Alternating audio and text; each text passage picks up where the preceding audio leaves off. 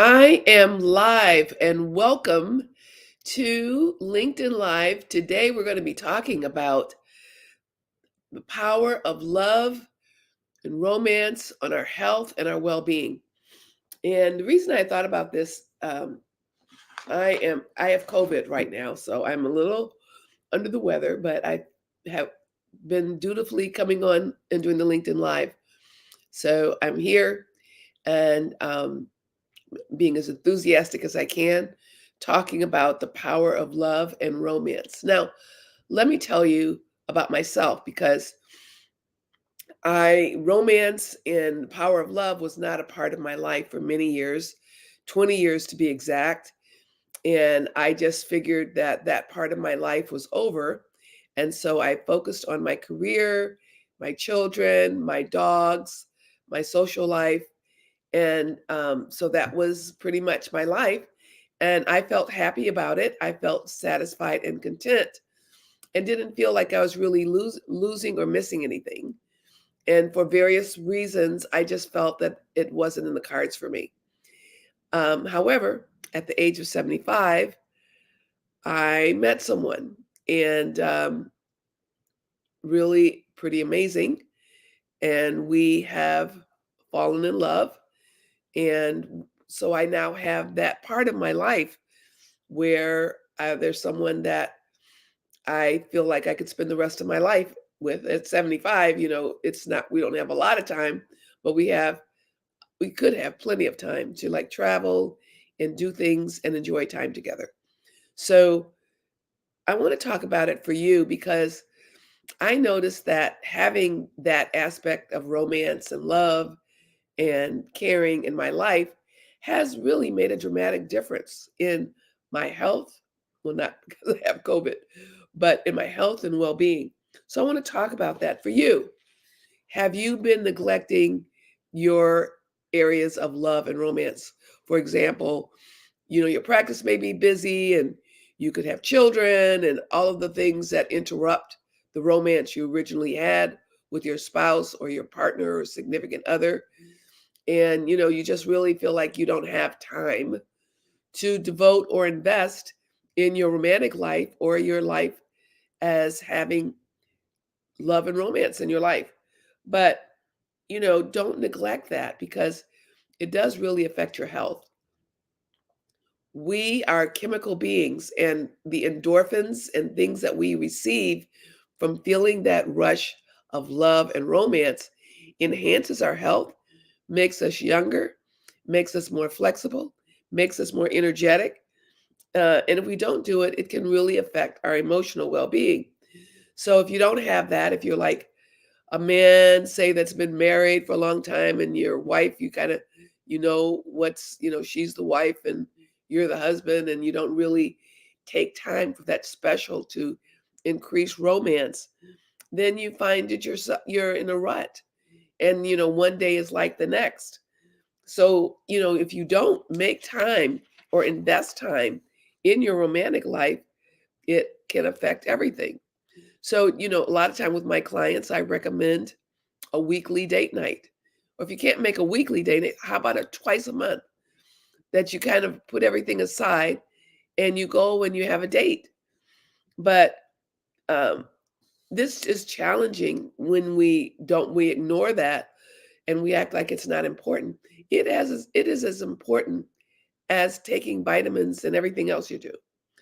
Um, we can be busy at work, but we can have social isolation. And that means, we're just focused on work, we're doing the things, but we don't have that connection. And I was talking to one of my clients the other day, and they did a research study, kind of on what's called failure to thrive with small children. And if children are not touched or held at a very young age, they can develop emotional problems. They can develop physical problems. So it's called failure to thrive if you ever want to Google that.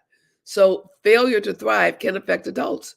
If we're like not touched, we're not hugging, we're not feeling that romantic part of our lives, we can become isolated. And we're just like these shells of a body. moving through. And so when we like allow that romance in our lives and in our marriages or relationships, it gives us a sense of belonging. It gives us a sense of meaning. Also, it provides emotional fulfillment. And, emotional is important. So if you're going to trial or you have a court case or you have things that you have to do, if you're emotionally drained or you don't feel like that emotional feeding of your emotional self, then it makes your life harder. It makes it harder to cope with the difficulties of life. I call it like watering your roots.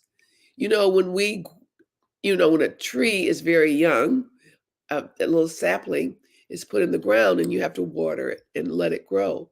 So then when a tree is full grown or mature, you still have to water the tree's roots for it to thrive. So we're much like that. We have to water our roots. We have to water our roots so that we have that ability and the aliveness.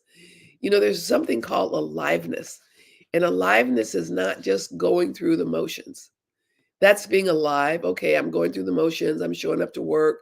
I'm doing what I need to do for my clients. I'm providing for my family. But that's not aliveness. Aliveness includes joy, it includes happiness, it includes connection. So it means making time to water your roots so that you will make more money, be more productive. You'll have that inner joy. Um, Health and your happiness go hand in hand. And so don't ignore your health or happiness.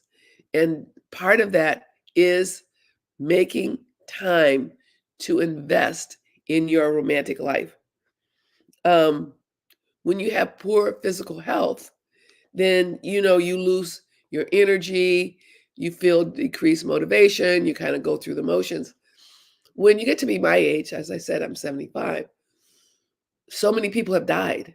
And I think about it all the time like, wow, how blessed I am that I am healthy, alive, vital, working, doing some things that I enjoy.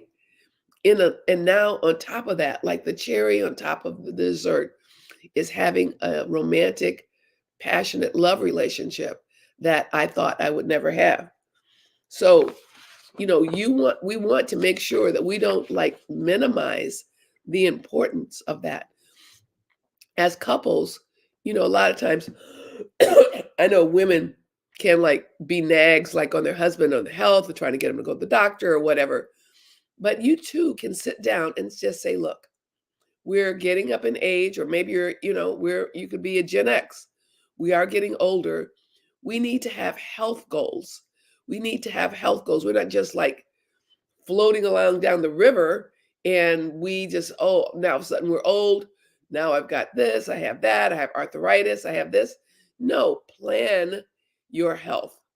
I've felt very strongly about this my whole life, that I wanted to make sure that I planned to be healthy. And being healthy just doesn't happen. You just don't eat all kind of crap, lay on the sofa, watch TV, and then inactive, and then have tons and tons of stress. And then you look up, and then all of a sudden you're not healthy. You're going downhill, and now you're in like emergency mode. Like, oh my God, my health is gone. I'm losing my health. No, you plan ahead of time. So as a couple, it's a very good thing when you both say, okay, let's have a health goal. Let's like go for a walk. Let's look at how we're eating. Do we need to change how we're eating now that we're getting older? Maybe we both are 10 or 20 pounds overweight. Maybe we can take some actions that we can start losing weight. We can go on a diet. We could plan to do a 5K together. We could walk a 5K. We can go to walking a group. I know when I was in Portugal, these people, they all had walking groups where they walked. So you could find ways to exercise or get a couple of friends, say, hey, on Tuesday evenings, let's go for a walk all together. And then we'll go get something to eat, but we'll get something that's not fattening. Also, when you have a supportive partner, guess what? It helps your stress level.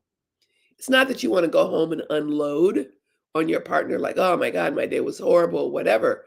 But you can, have like, oh wow, I'm gonna park all the stress, and I'm just going to enjoy being with my husband. I'm going to enjoy being with my wife. Even if you took 10 minutes, you'd be surprised at how that would reduce your stress. Oxytocin and all these things, dopamine, that come into your body when you're in that part of your brain of love and romance and touching and, and obviously making love, all those things help to decrease your stress. A lot of times, married couples will find themselves going month in and month out with no sex. And, just like, oh, well, we had sex and now it just is not a part of our marriage. Now, it's not like you're going to start and then just automatically have this passionate relationship. But little by little, sometimes you just have to start all over. Start off by holding hands, start off by going on a date, start off by having a romantic dinner, start off by going for a walk. Do little things that can spark the romance and allow yourself to get closer to each other again. A lot of times you say, well, Pamela, my wife or my husband isn't attractive to me anymore. They're overweight, their belly's sticking out, or whatever. But you know what? Inside of that person is a person you fell in love with. And maybe falling in love again and having that relationship will help you to your partner or you to become partners in crime on health. Like, how about let's having health? And then when you have that kind of resilience, you feel like you have a lot to look forward to. You wake up in the morning with a spring in your step. You're not like, oh, okay, here's another day. Um, so we do want to make sure. Now, I want to um, talk about the impact of long-term marriages, because a lot of attorneys are in long-term marriages, and for various reasons, the relationship has changed. You know, maybe the spouse is sick, or you might be losing a spouse, or as you get older, they're not the same person you met. And so or as you think about retiring, you may feel a little more stressful, and this was not the ambitious person that I met. So when you do that, you have to get out of the predictable and just, like, okay, this is it. I'm married for the long haul, let's go. And then a lot of times people engage in extramarital affairs because they are bored at home. And those really rarely work. So, you know, starting over, you could start over today. You could go home and you could say, look, you know what? We plan to be married for the rest of our lives. Do we want to just endure our marriage, or do we want to make it good? What do we need to do to make it good? And you could start listening. You could start a dialogue between each other. Like, what is missing to you for you? What is the one thing I could do that would make you feel better about our marriage, or better about me? Just asking that one question. It's not a threatening question. And the person could share that. And they could feel like a relief, like, oh, I've got to share. There's somebody to listen. And then, like, create that weekly or bi-monthly date and start touching, holding hands. A lot of times women complain, and I'm just going to say this before I go, is that the man may often just get like, okay, let's just get it over with. I need to have uh, a satisfaction. I need to have an orgasm. So let's just get it over with. But that doesn't happen. A person I care a lot for says foreplay begins at 4. So 4 begins at, maybe bringing some flowers, or maybe listening, or calling, or doing something. Like, start leading up to that instead of, oh, okay, now it's time for us to have sex. So you want to, like, have that relationship where you provide love, support, and you can really look at how you can make your marriage better. It's better to make it better than endure it. You're going to be in it anyway. Why not make it great? So I hope that this topic was helpful to you. I am really enjoying being in love, and I hope that you will spruce up your relationship, fall in love again, and enjoy your life together. You take care. It will help you. It will help your law practice. It will help your careers. It will help your business. Take care.